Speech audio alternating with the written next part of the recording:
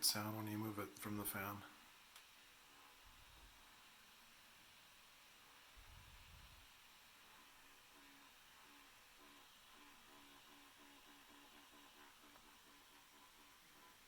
I'm not sure that's normal. I don't recall hearing that before I took it to HP to get the hard drive repaired or the system board repaired.